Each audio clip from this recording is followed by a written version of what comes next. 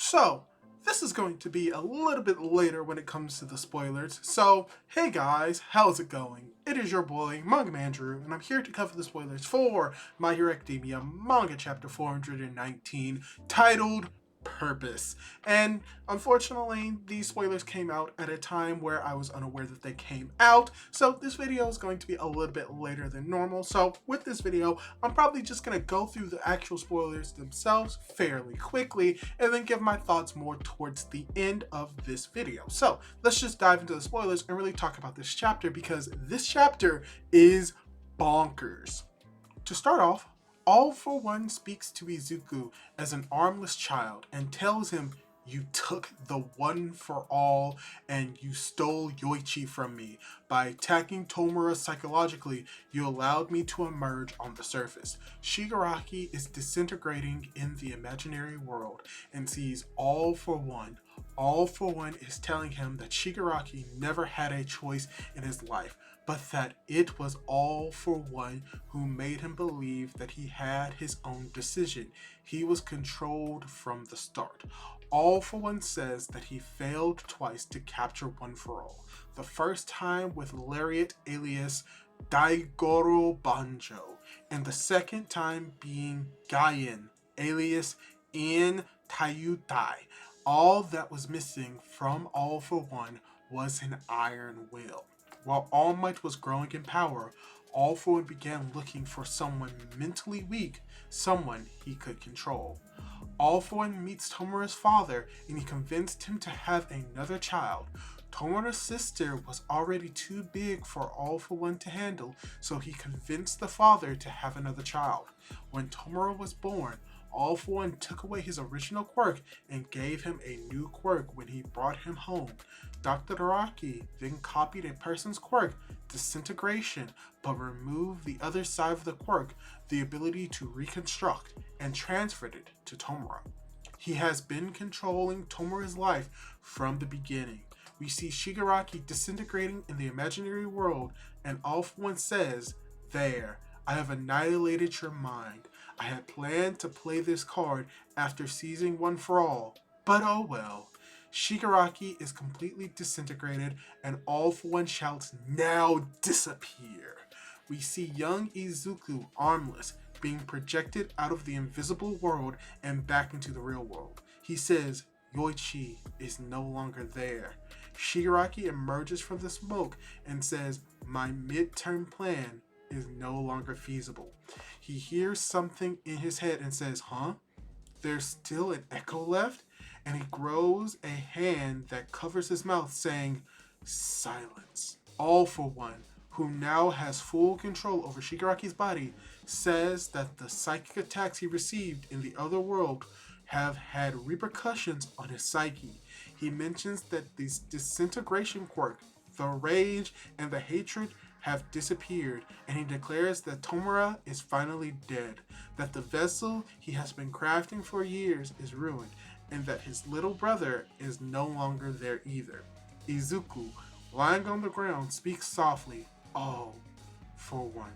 All For One says that he will move on to his final goal of conquering the world, but Izuku tells him that he will never let him do it. However, suddenly he feels a sharp pain. Izuku has lost both arms. All For One says that Izuku also hasn't emerged unscathed. Izuku has flashbacks and says that no, it's not over. He won't give up. All For One says it's often said that people become stronger when they lose something, but you, from the start, had nothing. Look where you are now. He prepares to launch an attack on Izuku. Suddenly, Sero arrives and grabs onto All For One with his adhesive tape.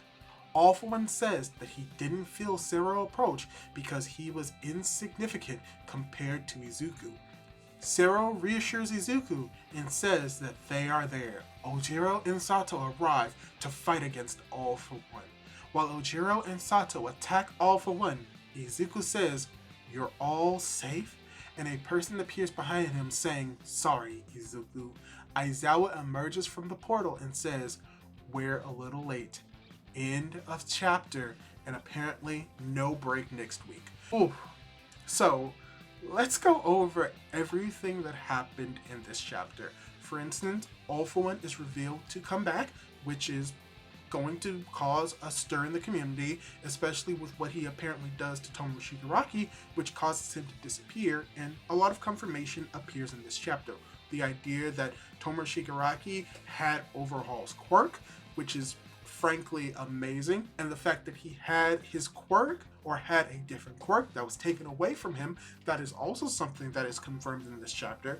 But what's even more confirmed in this chapter is the fact that All For One had this plan from the beginning, which is something that we could have guessed for a while, but it's confirmed in this chapter. So a lot of people are not going to like what we're going to be getting in this chapter, but me personally, from what we're seeing, the fact that this makes sense for All For One's character and that there's a lot of evidence leading to this being what was going to happen, I'm absolutely fine with it. I do not have the obsession and hatred for All For One that many people have. But besides that, there's some interesting things that happen in this chapter.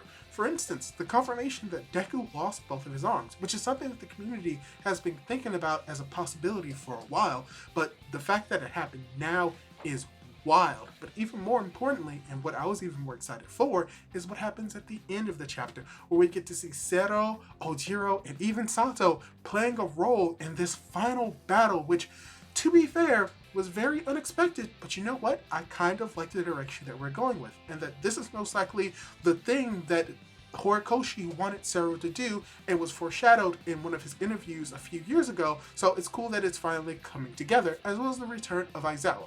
So this isn't going to be a proper review. I'm just going over the spoilers and giving my thoughts. I'll go over the actual ideals that I have for this in the actual chapter proper and go into it a little bit more in depth there. But yeah, this is the spoilers that we have so far. Once again, sorry it's a little bit late. Just everything this week has been off. I may not be able to cover even the volume extras for volume 40, which is unfortunate because just a lot of things have just changed with how the spoilers and the leaks have been coming out. So hopefully I was able to put this out and hopefully y'all are able to enjoy just my initial thoughts and me just covering the spoilers as they are right now. And if you like this type of style when it comes to covering the leaks and the spoilers, leave your thoughts down below, and don't forget to like the video and subscribe and do all that cool jazz. And hopefully I'll be able to catch you in my next video. Goodbye!